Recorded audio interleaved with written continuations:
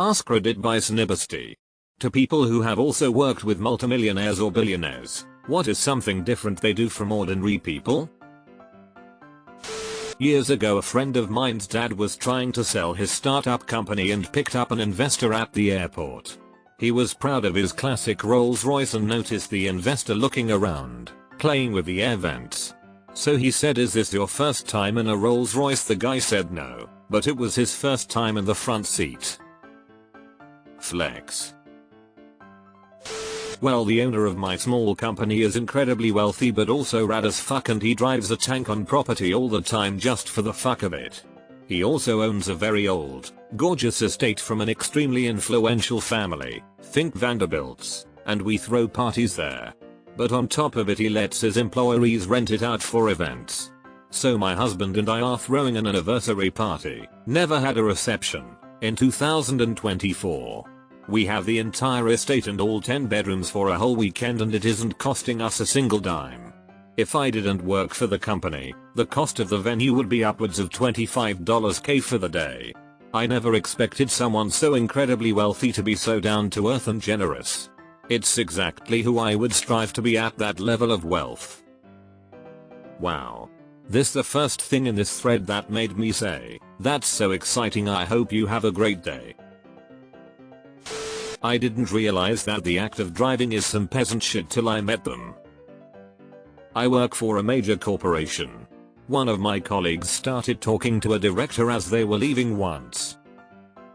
They were both walking towards a train station and she assumed he was also getting a train.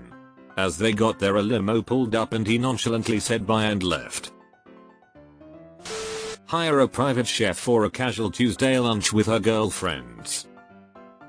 $2K, just like that. That's what I would do if I were a chef. Private chef on call. Maybe prep some snacks for the week.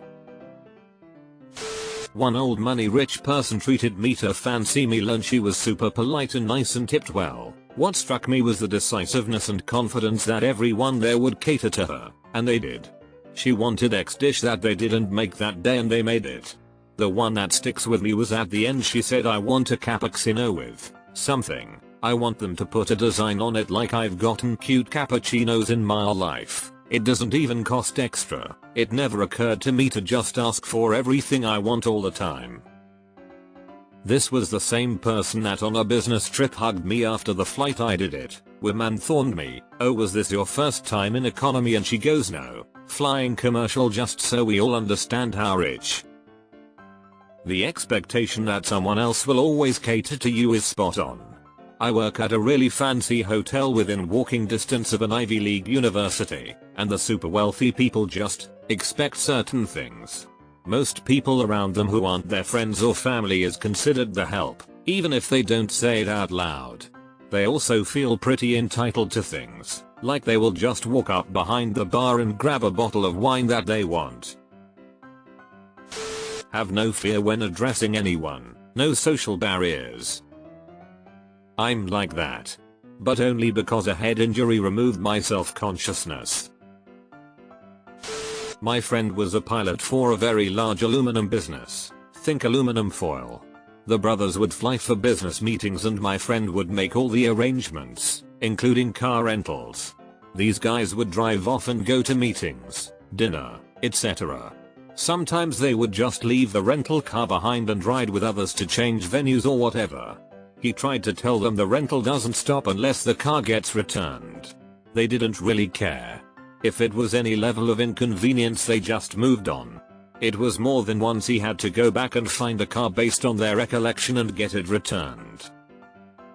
On that show Succession, I noticed they were always whisked everywhere from limo to helicopter to private jet, and they never carried purses or briefcases. Deleted. Not wearing a belt is a sign of good tailoring. With more formal clothes in particular, bespoke and high-end trousers often don't even have belt loops. I was working on securing a large gift for a hospital with naming rights from a very generous donor and commented on his beautiful Patek Philippe watch. He took it off and gave it to me. I could not accept it, despite the watch being worth more than my annual salary a few years over. Later when I changed jobs he took me out to lunch with my former boss and presented it to me. Far too generous a gift, but he liked me. Why didn't you take the watch? Deleted. Deleted. I worked for a billionaire for a year. At first, it was great, because he made us feel he was in the trenches with us. I came to find out that he made fun of us. There was only 8 employees, for the salary he was paying us and tended to throw people under the bus. It was one of the very few jobs that I gave less than 2 weeks notice and never looked back. I am so glad to be out of there. Felt. I worked for a multimillionaire. He owned and operated a small business, 12 people including himself. The man was two-faced. He came off as very charismatic, and a wholesome story of someone who was born with nothing and became successful on his own. After working for a while I saw that the man was a sociopathic monster. He was completely out of touch and did not care about anything except profit. Only job I quit without notice. Turnover was atrocious. The company was already understaffed and I decided they could look for my replacement along with the other employees who were smart enough to walk. They view life through the lens of time, over essentially anything else. Time is their most valuable resource, and anything that saves them time or unnecessary effort is worth whatever the price. That makes sense. No amount of money or power in the world is going to make days have more than 24 hours. Time is the ultimate finite resource. I nannied for millionaires. It was new money and they had both grown up fairly blue collar. They were very down to earth, giving, and kind. Their children, however, had no rules, structure, or expectations inside of the house. Their previous nanny gave them whatever they wanted. That changed when I stepped in. I firmly believe kids need to know how to clean a bathroom, wash dishes, sweep a floor, and clean their rooms. Took about a year to get to that point, but I can rest easy knowing they're both currently in college and know how to clean the toilet. MRS. Doubtful? The way they get cash. Grew up in a very wealthy family who, though they had credit cards, never chose to use them. They also never had a debit card because they weren't really a thing in the 70s and 80s. My dad used cash almost exclusively. Our family offices were in a bank's high-rise and once a month my dad would get cash delivered up to his office from the bank by a security guard. It would come in a sealed clear plastic envelope with a sheet of paper certifying the amount delivered. If he was making a big purchase like a car, he would get that amount rounded up to the nearest thousand, and if I was lucky enough to be in the office at the time, I would get $100 for peeling off the excess cash from the stack. If we were traveling, it wasn't uncommon for him to request a couple $100,000 at a time. This would also come sealed in a clear bag, but the bank would send an assistant. Deleted. Please give me his contact information right away. I have an amazing investment opportunity for him that I'm sure he'd love to know about. Or something that you just noticed. I directly worked for 3 before. They were always busy. They valued time a lot. One of them is a celebrity. The other 2, who were former Wall Street bankers, were doing business trips from one country to another so frequently as if they were just traveling from one local city to another. This was pre-pandemic. My wife works with plastic surgeons, and we were just at the one's house for a holiday party on Friday. Almost 10,000 square ft house that used to belong to an NFL player. He owns his own plane that he flies to different offices for surgery that would be an hour drive. But even he was jealous of my co-worker who lives in a neighborhood with its own runway, because it would save him even more time. I do consulting for public companies and work directly with CEOs and board members, so they're all multimillionaires, but only a couple in the 3 Club. 1. There is no demarcation between personal and professional time. We should set up a call meaning vaguely next week, and they will respond with I am free at 10 AM on Sunday while I'm at my kid's ski lesson. 2. They ask a million questions. About every detail. This is the number one personality trait I've noticed. The critical thinking is to the point where if you misspeak one word that is easily well understood, they will question you to be certain.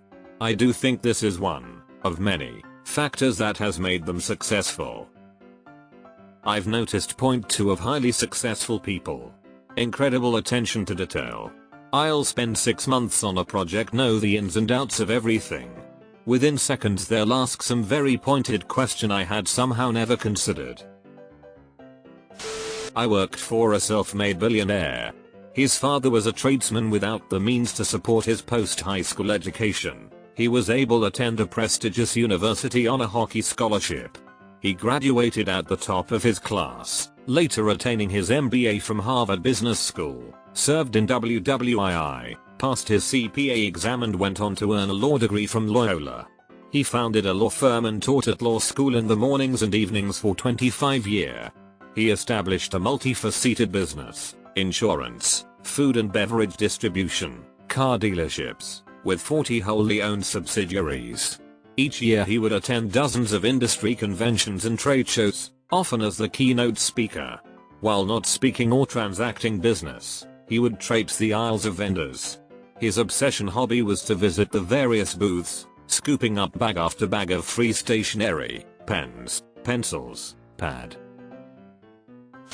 One of my friends is going to be a billionaire soon. His father is dying and he's the sole heir to the family fortune. He already had access to it, but he chooses to live a middle-class life instead. It's important to him to teach his kids the value of hard work. So he's basically the exception. It's usually not the people that worked for the money that are the problem, it's their kids and those that inherit the wealth for having done nothing that are all screwed up. Glad to see your friend realizes this early. I worked as a nanny to an ultra-rich family and they were one of the nicest people I have met and treated everyone super kind. I was thankful they're not the almond type of mom and with the extra gentle parenting. They wanted me to discipline their kids and these kids never had an iPad when I was with them for 4 years as well. Some of the most well-behaved kids I've worked with. The parents were extra thankful and appreciative. Made me feel welcome and part of the family. They say, raise your kids and spoil your grandkids. Because if you spoil your kids, you'll be raising your grandkids. I know one guy. Startup exit in early 30s and investments made him a 2-digit millionaire. And he honestly believes he doesn't deserve it. Startup to exit in 3 years. Anonymously donates to any charitable causes or events he can find, churches, soup kitchens, local groups. Doesn't want credit or be mentioned, where possible. Also became very wary, and rightly, of new friends and people asking for favors. Lives modestly, wears normal brands, keeps his LinkedIn active as freelance consultant and takes the audit project. Only vices are last-minute flights for weekends away and bringing close friends along and insisting they don't pay for hotels and flights. Knowing him, he'll donate most of it eventually. They aren't used to hearing why something can't be done. Like, it is inconceivable that you would explain the challenges associated with doing something, or any obstacles they might encounter. The attitude is very much okay, so what is it going to cost for that to not be a problem anymore? This is the number one trait I have seen that sometimes reveals the ultra wealthy. Normal people think about things in terms of cost, capital, people needed, skills, time, etc., whereas the rich just want a clear path to it's done. They don't let failure worry them. They just reframe it, ignore it, learn from it, or otherwise move on with the next push. The self-doubt is very low if it exists at all. I feel they were wired differently. Confident in a pathological sense.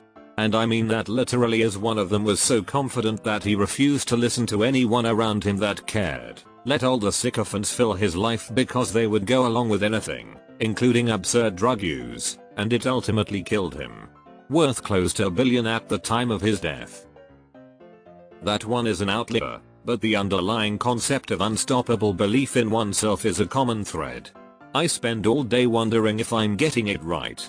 I don't think the people worth north of 10 million ever wondered about that at all. Worth keeping in mind that isn't sufficient. I know some big failures that also don't question themselves. They're just not good enough at anything for that to pay off. Oh, and delegation. Powerful people don't do all the work themselves. They get less ambitious geniuses to do it for them. And I don't even intend that as a put down, because convincing a bunch of people to work themselves silly for a vision is hard. I work with lots. Most are very effective planners and start working at like 5 AM. They also just are detached from reality. For example, my direct boss I report to in 2023 bought both a house in Hawaii to make family vacations easier, as well as a house near his alma mater so he could fly in for home football games and have a place to stay. He regularly goes to local steakhouse for lunch once a week and dropped $250 minus $300 on himself. Company policy maxes out $40 a day for business meals, so he just pays for these personally. I can't fathom having a $12K your lunch budget. Okay, the difference is old money vs new money. I was a field tech, in my 20s. I liked old money vs new money any day. Old money clients were wealthy for generations. When you compliment their amazing chandelier, they ask what brand you have, not knowing that not everyone can afford a $500K chandelier. New money came into money this generation and tended to be stingy and assume you're out to rob them. My OM clients tended to treat me very well, wanted additional services, and as long as I delivered what was on the invoice, we were golden. NM more often didn't want to pay, had to fight for payment, would nickel and dime each job repair. I had a guy argue I should source used parts for his computer builds because it would be cheaper, except I can't warranty a used part. I work with one, the owner of the social enterprise that employs me. Very driven, scrupulously fair, left-leaning. Works about 12-14 hours a day, plus another half day in dribs and drabs over the weekend, but doesn't expect staff to do the same. That's nice. I was installing a floor in this Texas castle and there was this guy who kept coming over to check out my work. I thought he was a laborer of some other trade, but he was friendly, so we just kinda started talking about life and shit. I got to a point where I needed a hand to finish the install, and when the guy got there to help, the same guy came around checking out our finishes and the guy helping me snapped up and started getting really attentive. When the guy walked away I asked him why he was tripping out and he told me that was the client. He was a billionaire and owned all of the property that your eyes could see. So one thing they do is go about their lives like a normal person. Had to reread to figure out who was who, but I get it now. The billionaire was the first guy to help out. That's pretty cool. They inspired me to hire financial specialists for my financial things like taxes and all that jazz. On average, it would cost me $1,000 per year to have them do work for me that I barely understand, let alone keep up with. And so far, on average over the past 10 years, they earned me roughly $40,000 in tax returns. You don't even have to be rich to do it, but it'll save you a shitload of time and money. Similarly, I learned from them. A cleaning lady once a week will spend 3 hours to do what would take you 6 hours. And if I paid work, for 1 hour, I'd pay her entire salary. Now I can spend the remaining 5 hours doing whatever I want, work out, spend time with loved ones, more work, entertainment, relaxation, sleep. Those expensive daily made fresh meals you can get delivered to your doorstep that isn't restaurant food but actually healthy? Saves you from doing grocery shopping, saves you cooking, saves you throwing away food. You spend money to make money work for you. I know one billionaire very well, as in I have dinner or lunch twice a month with them. The first thing is that they absolutely work non-stop. It's constant, relentless, and I have no idea how they do it in their mid-60s. They also travel all the time. Their schedule is insane. The second thing is something they told me. They said money is like a plant. It needs to be constantly nurtured and taken care of. I feel like it's always on their mind. This person's son would tell me that the business is the true firstborn that he comes after. I couldn't do it. I don't see it as worth it, but it's a different mindset. They are just built different, willing to sacrifice so much for their success. Things that I would consider my true success. Family, friendships, love etc. I think there's a feedback loop. Some people have the drive and the energy and desire, and then imagine the feeling when that drive pays such humongous dividends. Working an hour $15 is labor. Working an hour for $1 million is a whole other thing. The opportunity cost of an app is more than most people earn in a year. I'm sure it's an addictive feeling. They never talk about money. If they are intellectually curious, which my boss was, and ranked by Forbes in the top 50 wealthiest people on the planet, they are able to suggest things that anyone limited by a budget would never think of, such as, a small submarine could be useful to hunt for those lost things. He did not get a sub for that project, but he did for a different project over deep ocean waters, all privately funded, but carrying out a personal project because the federal government was never going to do it. The guy values intellectual curiosity and encourages you to follow a thread to see what there is to be found. All the people who would have the best answer to this have signed an NDA. Briefly had a client who was part owner of a very successful cable TV network. His wife had a business of her own. I helped her out with its stuff. Super nice couple who of course lived in a very exclusive neighborhood. One day I needed to go to their house to fix her laptop. He said, "Don't go to the trade person entrance, tell them I said you can come to the front." At the time I drove this ancient and beat up Durango. Security guard takes one look at me down his nose, sends me to the trade entrance. Whatever. Fix the wife's laptop, she's happy. I have a nice chat with them. He asks if I had any trouble. I said yeah, they sent me to the back entrance but no worries. Those damn people. He wanders into his office. I hear raised voices. He comes back and says no problem. Go out the front gate this time and give them my name.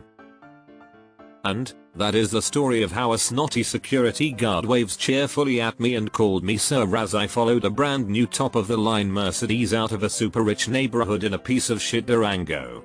So, to answer your question, extremely wealthy people command respect for themselves and those they want to share it with.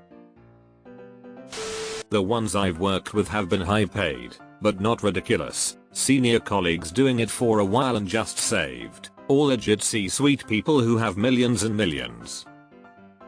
Virtually all of them are very A-type workaholics who excel in basically everything they do. Most have uprooted for jobs across country or across the globe multiple times, career the top priority, etc. The senior colleagues doing it for a while are unmistakably A-type, but not all business, but C-level folks are a whole different level bordering on scary. The main thread between all is they are very deliberate with career moves and all very smart and especially high EQ. Outside of being born rich or winning the lotto, you find very few accidental millionaires. Take the risks. Worked with many millionaires in my time in security, and what surprised me is how not smart they are. Most of them are just people who took a risk by starting a business or making the right investment and it paid off. Yes, the guy Miso worked for, an investment banker, told me while I was getting my MBA, and I quote, "Diversification is great for slow growth and preserving your capital, but if you want to be rich, really rich, you have to be willing to risk everything on one move." I have worked closely with a few in my consultancy. In general, they don't waste time. Conversations are short but conceptually dense and efficient. They tend to be workaholics. One of the absolutely richest people I have ever worked with, generational wealth, in his late 60s had more money than he could ever possibly hope to spend, worked every waking minute of his day. I worked for a man in China who had over $100 million, USD, at least at that time. He was an economics professor at a major university in the 1980s and 1990s. Because of his knowledge of the economy, He knew the Chinese government wasn't kidding around or lying when it began to encourage businesses to grow and expand, offering generous loans for startups. He began several businesses, including large chains of stores and restaurants, and he ended up becoming hugely rich. He wasn't the only economic professor to catch on early to China's changing ways. I know a guy that just passed the $1 billion net worth mark. My wife is a senior exec at his company, so I see him quite often. In fact, we work out together a few times a month. One thing I've noticed is that while he has an expansive social circle, he doesn't seem to have any real friends. His day celebrations are always with co-workers. When he has friends over to his house for drinks or an evening around the campfire, it's always co-workers. Even when he travels somewhere for vacation, it's frequently co-workers joining him. I don't know if it's because he had to be so ruthless building his business that he could never build honest friendships, or perhaps he simply can't trust anyone that isn't on his payroll. I don't know. I do know that while he does have a lot of fun and seems to live an awesome life, there are times when he seems quite lonely. I'm fairly confident if he often make no new friends. They can't figure out if people are only hanging out and liking them for their money. I became friends with a billionaire who was in his mid-30s because I insisted I wanted to pay every time we went to dinner, but I would also get to choose the place to control costs. I explained it was because while I don't have money like him, I don't want to ever be accused of liking him for his money, and thought he was a good person. We have been friends for 2 decades. Great person. They play the long game. They don't really think about what will happen short term as much. They ignore monthly costs but pay attention to costs over 5-10 years. Same with income. The short term is viewed as if they are on track for the long term. I noticed that people generally pay attention to the short term and totally ignore the long term, or just have a vague idea of it. People who aren't wealthy pay attention to security for the next paycheck and the monthly payments. Had a co-worker whose husband sold his company and grossed $500 million. She kept working for some unknown reason, but it was completely stress-free work. She stopped caring about impressing anyone, earning promotions, or asking for PTO. She just did what she wanted. She would notify that she was taking vacations the day of. She and her husband would show up at the airport, pick a destination that sounded interesting, buy first-class tickets, book a suite, and then buy all their clothes on arrival. It's like all the small and large stresses that consume me, paying rent, packing for vacations, getting good deals, etc., became non-existent in her world. Everything just became easier. Living the dream. I know this. Work for a very high-end hospitality company. Think Succession but much more elegant Euro old money. I have lots of stories I can't share because I want to keep my job. But one overall billionaire and half millionaire belief is that the rules for regular people don't apply. Dining room, closed. Reopen for me. No flight scheduled? Get me one. I want to go on midnight scuba. Wake up instructor. Exhibit at museum closed. Set up it just for my family now. My favorite fruit not available in the entire country? Have it flown in. The thing is that they have the Euro to make it happen, and most of us hospitality folks are fine to get the extra pay. So the billionaires are factually right. Rules don't apply.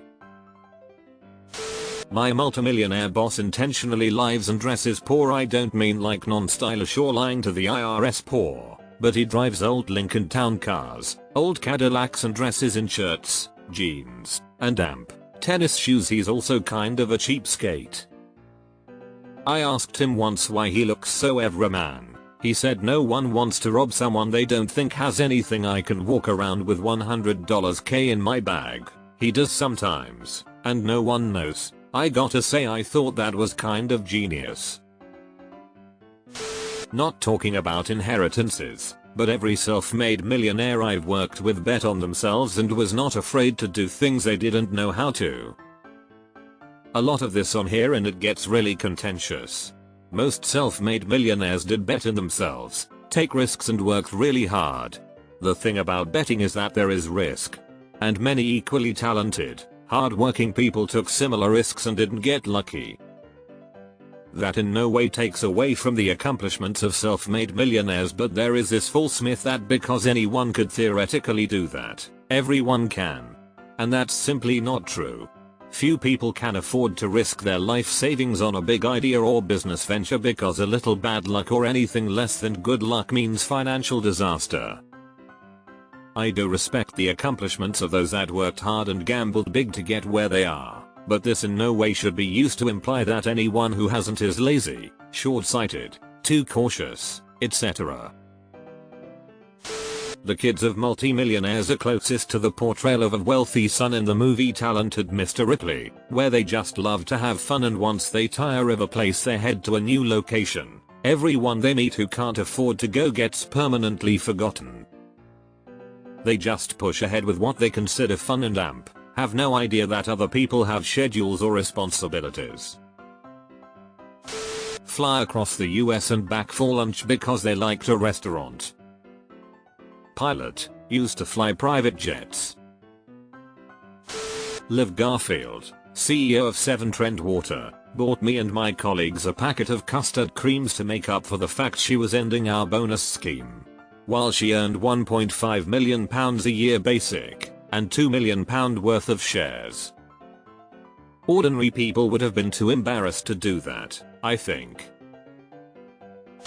My friend works at SpaceX and says Elon comes in every once in a while and those are the days she dreads the most. She says he's so awkward and walks around and tries to socialize while trying to seem like he's giving instructions without really doing anything. She says that it makes her feel so uncomfortable whenever he comes by.